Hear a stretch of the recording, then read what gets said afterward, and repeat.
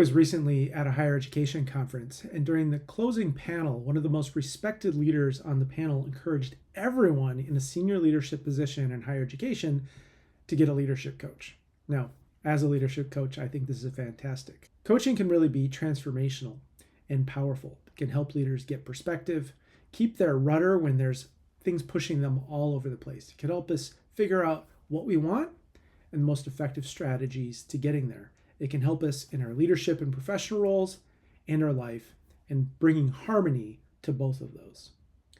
But individual leadership coaching is just the beginning.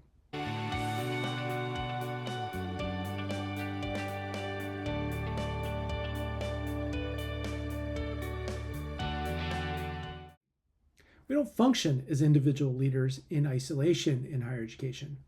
We really function as leadership teams, and each leader is probably on several key leadership teams in their work. We want to be able to move these individual leaders to high functioning, and we also want to be able to move the teams to high functioning. There's a recent Harvard Business Review article by Ron Friedman, who's been studying high-performing teams. These are teams that evaluate themselves on a scale of 1 to 10 as being a 10. And he's really investigated those kinds of teams and what they do. It really helps us see that at the highest levels of performance, these are not just high-functioning individuals coming together. These are high-functioning teams that have invested in their team development as well. When leadership development brings these teams together, it's not just additive, it's exponential.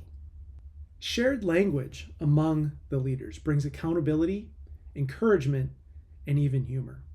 These references to the leadership development and shared language here and shared language there become shortcuts to connecting with each other, reminding each other, and bringing a bit of levity in those moments when things get hard and we need the reminder. Shared experiences help build trust. This is the kind of trust through shared experiences, shared learning, shared moments of being uncomfortable, having those insights and ahas, and cheering each other on, that doesn't come from silly icebreakers or cheesy activities. The shared content of the team development helps this last beyond the workshop or the retreat. It helps bring it into meetings, into tough decision moments, in those moments of conflict when things don't go so well.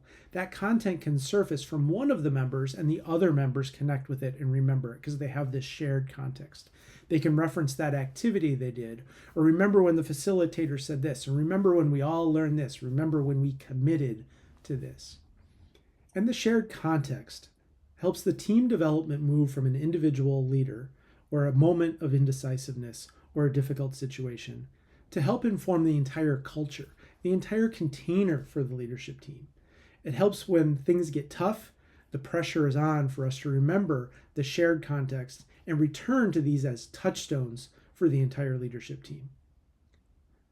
This kind of leadership development is so key in higher education. It's why we at Evolve are so excited to be taking our Evolve leadership coaching journeys and bringing them to intact teams. Imagine if your university's cabinet had the shared language, shared context, shared experience, and shared context. Imagine what that could do and where it could take them. We work with cabinets and direct reports. This often includes vice presidents and AVPs and sometimes more. If this sounds like something that can help your leadership team, let's connect.